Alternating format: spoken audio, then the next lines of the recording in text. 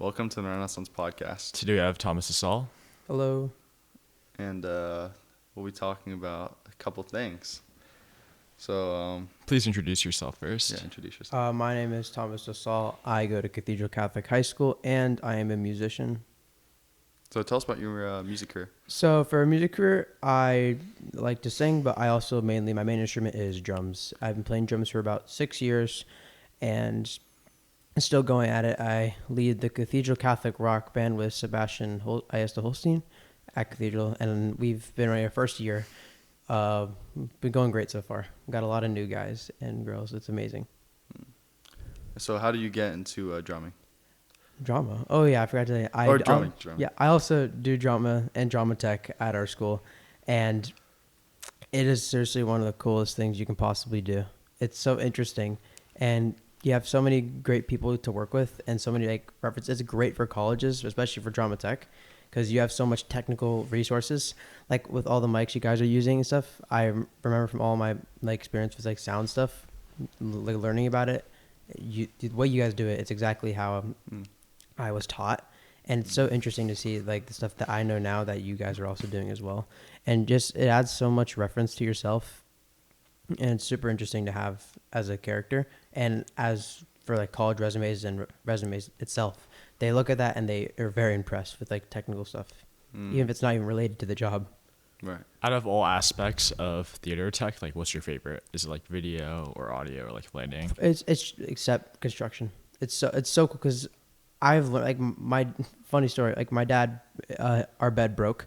His bed broke. One of the planks on the bottom snapped, so we had to replace it. And I used my second construction knowledge to help him put it back together.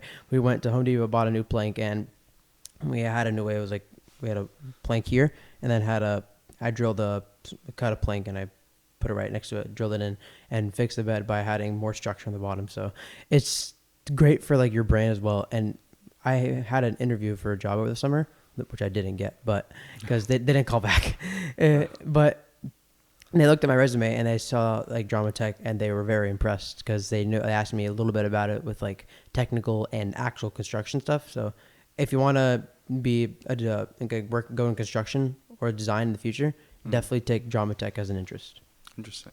Because I don't know, I think when I usually think of drama sceneries, it's mostly just a facade, right? It's nothing high construction. It's not high quality, yeah. Not high quality. But do you think that the actual work that you're doing is legitimate stuff? It's durable.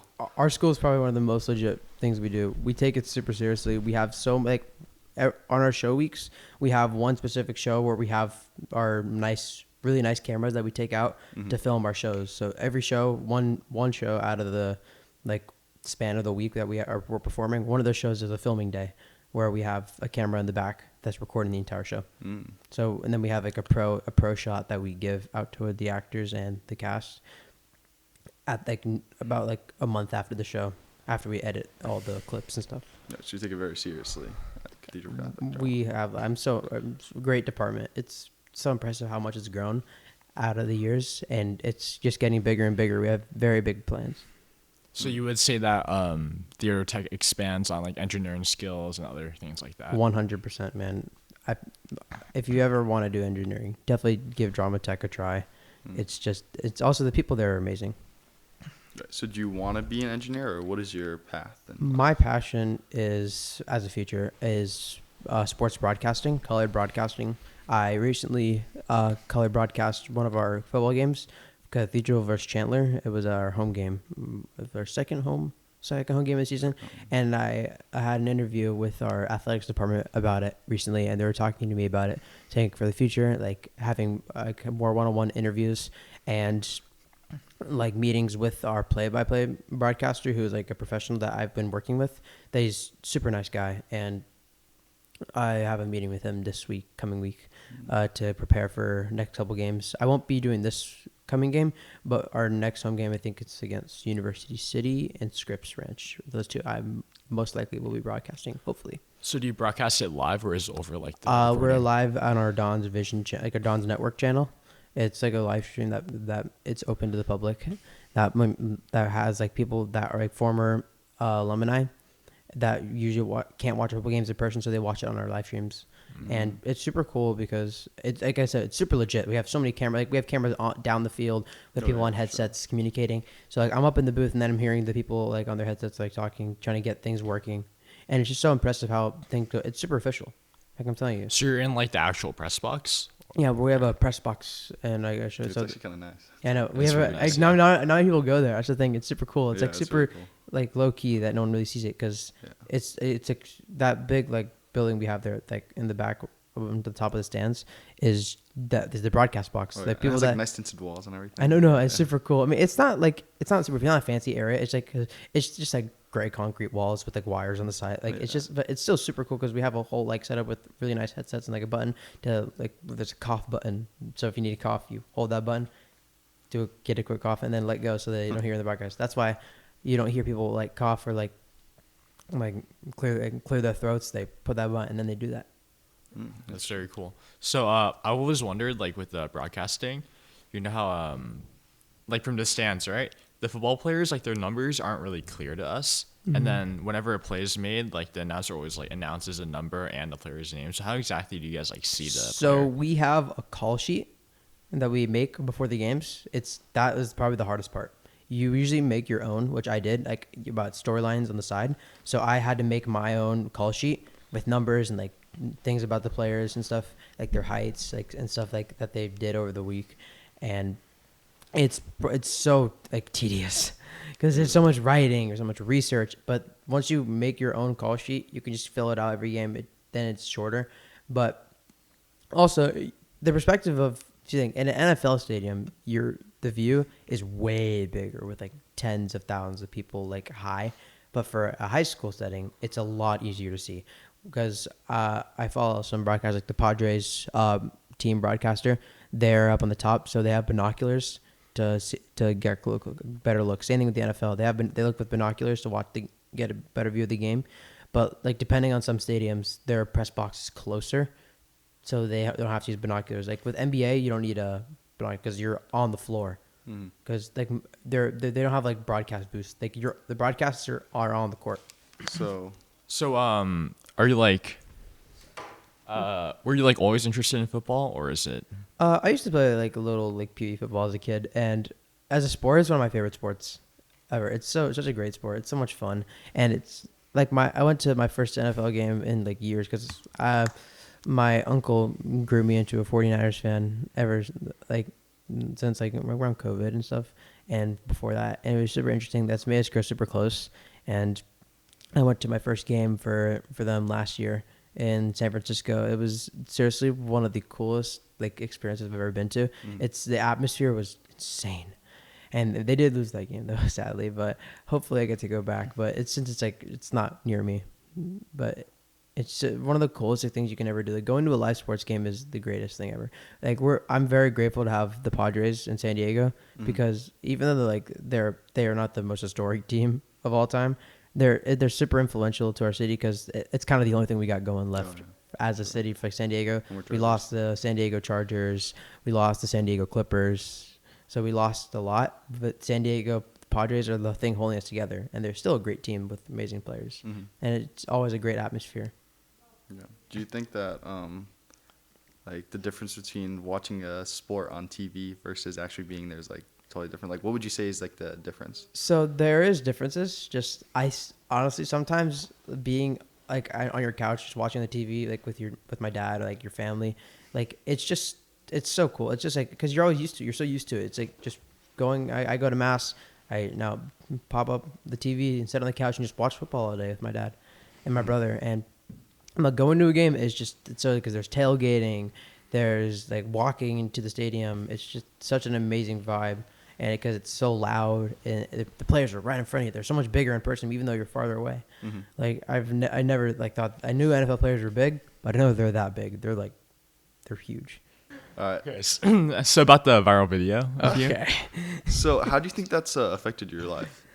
Well, it wasn't the greatest moments of my life, but it was good publicity for the show we did, and it was my first show I've done since like middle school. If you didn't know, I did theater for years with my friends, and singing was always a passion of mine. And I never thought that video would grow to what the Lynx did, because we did other stuff. It didn't really grow as big, but the way it grew, it was like 10,000. I was like, wow, 10,000, that's amazing. And 100,000, I'm like, wow. And I didn't think it'd go any higher. And then a week later, it's at 1 million views. And someone tagged me on that comments, and then I kept getting follow requests from people I didn't know. I had no idea. But no, it wasn't the greatest. It wasn't the greatest feedback. I didn't expect anyone to talk, but then I just keep like getting people coming up to me like, "Oh, look, are you the C?" I'm like, "Yeah, that's me." It wasn't my greatest moments, but I still look back at it and I still smile, because the things I did during that show was some of the greatest moments of my life. It was so much fun. I was never forget it, because I was granted such an opportunity, because it was my first time doing a show with Cathedral, and being one of the leads and one of the people that carries the show all together. It was such an honor, because I was doing tech for that entire year like that, and so ever since I've been in high school, I've been doing tech, and then I decided just to do a show. It was weird to some people, but when I did it, I realized how much work it is. It's the biggest workload. I think that people, they work so hard, more than people think of. They're in there every day for 4 or 3 hours plus, doing stuff.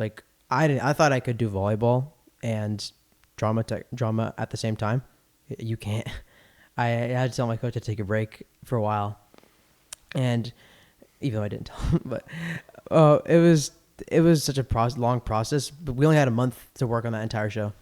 We usually have 3 or 4 months. The show we're doing right now, we're continuously working on it. We've been working since the start of the school year, and we only had a month to do that show. And it was all singing. It's one of the hardest shows I think Cathedral's ever done, and one of the best shows. Not biased, of course, but I've heard from many people that we had one of the greatest shows that Cathedral's put on. Yeah, we'll play a clip of the video right now. No, we'll play clip first and then. Yeah, I have to say it because I'll edit back in, Yeah. Because I have to say it first and then But so you would say that the actual experience of being in the show was better than the experience of becoming 100%, yeah. This you, I'm like, it's cool for at first, but then it gets tiring. You know what I'm saying? I can't say anything without being oh, look, it's you. Which it was funny is this. What's up, guys? I'm 16. Yeah, exactly. I'm not gonna say it, but it's I've Could been. you do the dance for us? Yeah, no, I'm not doing that. No, sadly, I will not be doing that. I don't do that. If you wanna see it, you can go watch the video for yourself. That's all up to you. We'll actually play the video right now. Yeah, you can follow us at CCHS Drama, of course, if you want to look at it. Yeah. Shameless promotion, but I remember someone this year. I did not expect it. I thought people forgot about it. I was kind of thankful for it. But then this random freshman was like, "Is this you?" Oh my god, it's gotten into the generation that hasn't even gotten to see that yet. So it's beyond about it. It's beyond. It is beyond. Somebody at my school asked me. About Yeah, it. I know. It's insane. It's grown into the likes I've never seen. That's insane. I'm so happy that didn't grow up to people like Hoopify. That could have been bad. Oh, it could have been a huge meme. What's up, guy? I'm 16. Dude. That could have been bad, but no, it did not grow to those lengths. What's up? Right. Okay, I think we're dragging it. But no, it was a fun experience. It was good publicity. It worked. It got our drama account to so many followers in that time span, and it helped the entire department as a whole. And even though it's a small little side thing, it was still cool. I still look back on it and laugh at it, but I did take some time to realize that probably wasn't the best moment for me for that. Do you want to continue more on your instruments? Yeah, sure. Let's talk about music. So we can talk about it briefly for a sec, but drums, it's one of the most. It's the greatest instrument of all time. It holds all music together. When you're listening to a song, for instance, I'll start something simple. So you hear rock songs all the time, and you hear the drums on the side, and you feel slapping on the wheel of their car, or on their thighs with their hands. They're always keeping the beat. That's what the drummer does. It influences you to just listen to the song more and jam out to it. And friends, like this isn't the best example, but like a rap song where they have like a bass drum, like not a real one, but just like a sound, like that's still like drums, and they're putting like beats in there that hold the song together. It keeps the beat going, and it's just so cool. And it's just a fun. It's kind of like I play in my garage. It's super hot in there, so I have like a big fan to like play. So when I'm playing, because I have like a laptop where I listen to my music on and play off of, and it's like it gets hot in there in like 2 seconds. So without that fan, I can't even play drums like during like the summer, or else I'm boiling in there. Right. And my drum set, I've been working on it for like 6 years plus now. Like it's my dad's, so he passed it down to me, and then I started playing it. And then I was telling him like, hey, we should remodel it, like get some new parts and pieces. And we got new like cymbals and new like snare drums, new like heads for them. It just we've been remodeling my drum set and like that setup and making it into something super great. And I have to thank my dad for it, because he's influenced my music taste. He's got me into like rock music, and that's like my favorite genre. And like it also goes even more depth than just music, like movie soundtracks and such. Like all the music, these big loud instruments to just captivate you into a scene, and percussion and music as a whole it's some of the greatest things that I love. Just like listening to music and hearing the drums and just tapping like on like a desk or something, and it gets kind of distracting and I get kind of lost. It's my favorite instrument, and it will always be. Nothing's greater than it. Interesting. So about movies, like what are your top 10 favorite movies? I'll go with top three. Top I'll go five, yeah, top top three. yeah. Top three. Or top three. My third favorite movie coming from drums would be Whiplash. It's such a cool movie. It's a thriller movie, but it doesn't feel like one. Because a thriller, when you think of thriller, you think of a horror movie, but thriller and horror movies are different. Right. Horror movies are like jump scares and like thriller is like kind of a psychological thing. And with like J.K. Simmons and his performance during that movie, it's one of the greatest pieces of acting I've ever seen. It's so like you feel like every time he's on the screen, you just want to like sit up straight and focus and not like make a sound, because he's super strict. He's like he's like a psychopath. He's insane, and it's just such a cool movie because the ending is kind of, if you think about it, when you watch the movie and you think it's like a happy ending because you finally got to play for that show band, that jazz band for these people with J.K. Simmons, the actor he played and stuff. It was like, but then you look at this scene at the end of the movie. His dad, who before the final scene, was telling him that I don't think you should do this performance because you don't want to go back into this like that dark hole, like where you were trapped and like yelled at and screamed at and cussed at and just taken advantage of. And he didn't listen to his dad, and then he played, and then you can see them smiling on stage, but then there's a cut to the scene with his dad. You just see his eyes, and you can tell his expressions like disappointed. And it's like super like interesting because it's not a happy or a sad ending. It's just like it's up to interpretation. It's kind of like it's like just reflective. Yeah. You think it makes you think about the movie more. It makes you want to watch it again and again and again and again and again. I still do. And yeah, that's top team. That's my third favorite movie of all time. Second favorite movie, I'll go pretty quick on this one. It's Revenge of the Sith from Star Wars. It's one of the greatest movies of all time. I think it's a top. It's up there for one of the best ones, and because the filming, the way they did it, it was for Anakin's like downfall. It was super interesting because it was such a beautiful love story between him and Padme during the beginning of the scenes, and then the way he does everything to save her eventually leads to her death from him. Yeah, And super emotional. It is very and at least from all those prequel movies, and the way they build all that up to it is there's a really cool movie poster for Phantom Menace where it's young Anakin and the shadow is Darth Vader. You've seen that poster? I think it also because like, people are aware that Anakin was gonna turn into Vader. It was just the matter of how. Yeah, it's just like which movie would it be? Yeah. And it was the last one. And the filming, the filters they have for it, it's like they use light filters, and then it gets darker and darker and darker. They use like darker shades of colors to like see, like it's super like cinematic. You see like these like they're having so much fun, and they're like a great relationship with Anakin and Obi-Wan in the beginning of the movie, and then you see them just being drifted apart with, Mm. and the shades of the fillers get darker and darker and darker, and eventually to the last scene of Mustafar, it's just dark red, and like it's just super emotional. And then eventually when that scene's over, and then it gets into like light gray and like black shades of colors for like represent Darth Vader when he. There's a very big contrast, right? Yeah, between it's Padme the and- the filming like capacity they have is super interesting. Yeah, I thought it was very well done. And the greatest movie of all time. Some people don't think it is but if you watch it and watch all the series, it's I promise you'll agree with me. Rocky IV is the greatest movie of all time. It is a true American film. It's so influential. It's the best sports movie of all time, and since it's the greatest movie of all time, like if you watch the movie at the beginning, the beginning. The first movie is like Apollo Creed versus Rocky, and those two they're rivals, and then eventually they become friends. And he coached Rocky, and that quote says, "There is no tomorrow." That's Apollo Creed. That's his quote. There is no tomorrow, and it's super.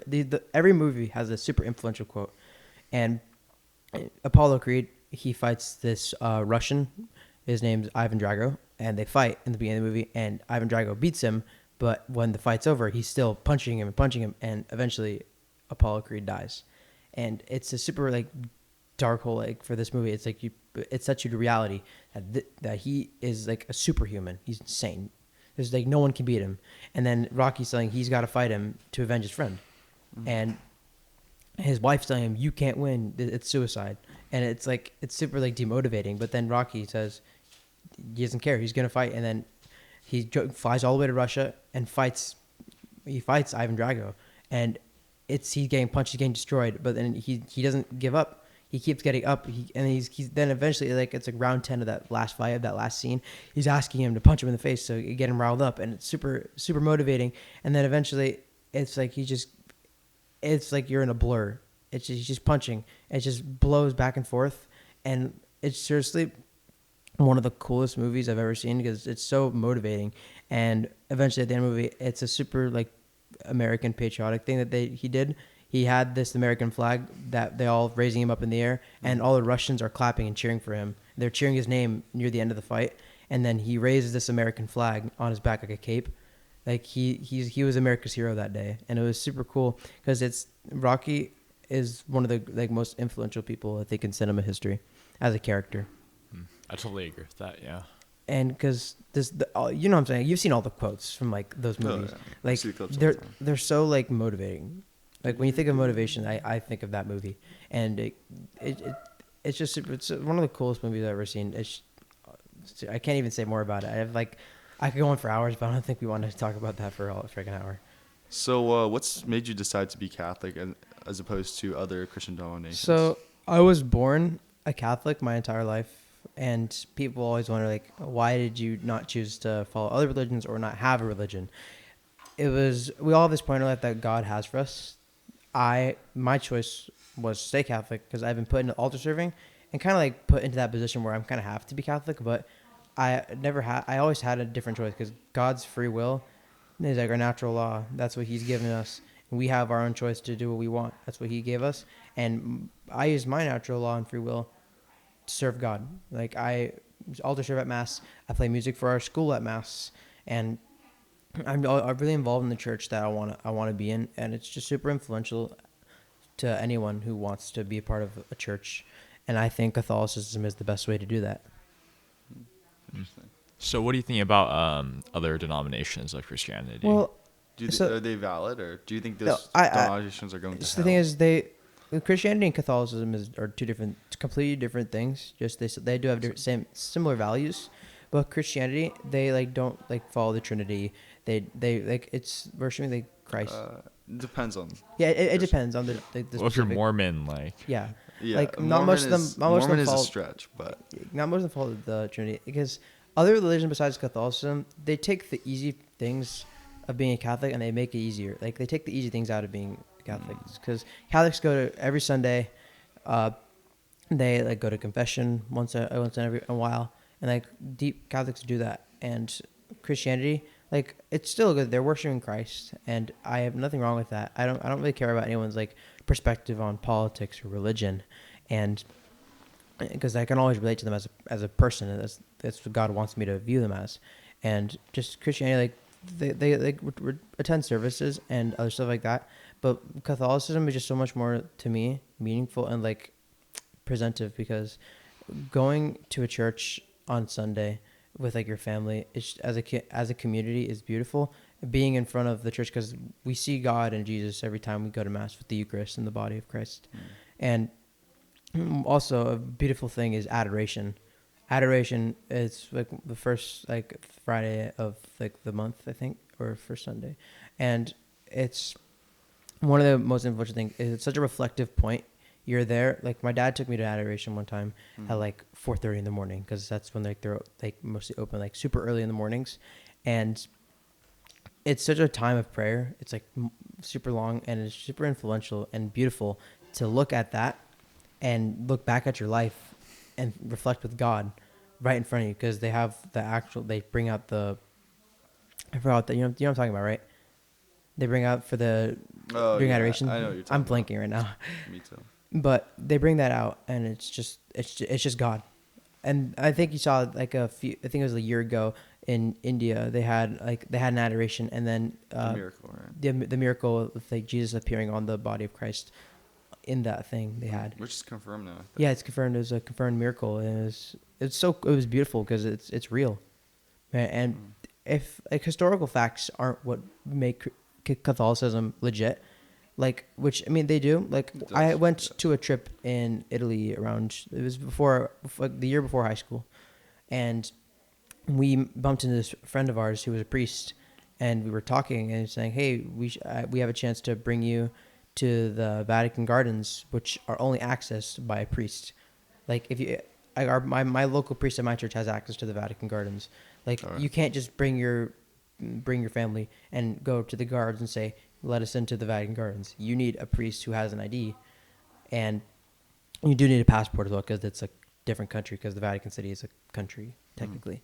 And we went there and we saw these beautiful relics, and there was a thorn from the crown of thorns, the actual INRI sign, like the Hail King of the Jews sign that was on the cross, the legit sign. And because it didn't say INRI, that's what the depictions say, but it was like a whole like sentence on top. And I forgot what it says, but yeah, you get the gist. But then there's this I'd never seen before. It was one of the giant beams of the cross. It was huge, and I was in awe. It was massive, and it was seriously one of the coolest things I've ever seen. And they have more than just that beam of the cross. Like there's pieces of the cross all over the world. Like in Spain, there's a tiny tiny piece of wood that's in this like case that they have for the cross. I actually think there's a cross in All Hallows. Yeah, that thing All Hallows as well. And it's so cool that they have these relics that they're confirmed by historians that these were like they have the real sites of Calvary and other stuff. And there's also something cool I've ever seen. It's like with the finger of doubting Thomas, one of the bones of his finger that he uses to point out to Jesus that he doubted him. And I was like, wow. I don't even know how you recovered that. No, actually, the figures is really interesting. The finger relics. I know who is it. Miguel has one. Oh, really? Yeah, Miguel has a relic. I have like this like thing. It's like sand or like dirt from Galilee and Calvary, like the road to Calvary. There's like a piece of my rosary that's a little pendant that has, I forgot what it was. I think it's like dirt from like the Holy Land. Is it right? Is that considered a relic or no? It's considered. I mean, it's not considered like a legit relic, but it's pieces that like Jesus walked on, like the Holy Land. I've always wanted to visit the Holy Land, but in the state of Israel right now, it's not really possible. Wait, so does he use like a finger like in his room? Not like a full piece of a finger, like a very small piece of a bone of a finger. Yeah. Miguel has one? Wait, that's insane. I thought it was like the full finger. Of course Miguel has one. But you showed me it's like a small piece of the thing. How does one like 10 finger has like one like I don't know how finger. he has actually. That's insane. Do you want to stop here and the segment? Well, thank you guys for having me. I Yeah, appreciate it. I had a great time. I'm glad this time it worked. Yeah. Yeah.